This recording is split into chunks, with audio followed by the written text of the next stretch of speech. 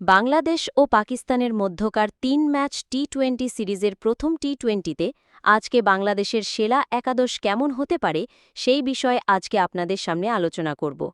যেহেতু শ্রীলঙ্কা সিরিজের স্কোয়াডেই রয়েছে, শেষ ম্যাচের একাদশে খুব একটা পরিবর্তন হবে বলে মনে হয় না। ওপেনিংয়ে থাকতে আগের মতোই পারভেজ হোসেন ইমন, সাথে সঙ্গী হিসাবে তানজিদ হাসান তামিম, নাম্বার ৩-এ যথারীতি ক্যাপ্টেন লিটন কুমার দাস, ৪-এ তৌহিদ হৃদয়, ৫ ও ৬-৯ পজিশনে যথাক্রমে শামীম হোসেন পাটোয়ারি ও জাকের আলী অনিক, সাথে থাকবে শেখ মেহেদী। যেহেতু শেষ ম্যাচ সে খুব ভালো করেছে, তাই তার জায়গা পাক্কা। ৮-এ রিশাদ হোসাইনের বিকল্প টি-২০তে নাই।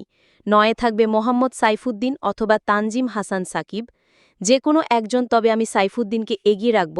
১০-এ লড়াই হবে তাসকিন ও শরীফুলের মাঝে, তবে এখানে আমি তাসকিনকে এগিয়ে রাখব।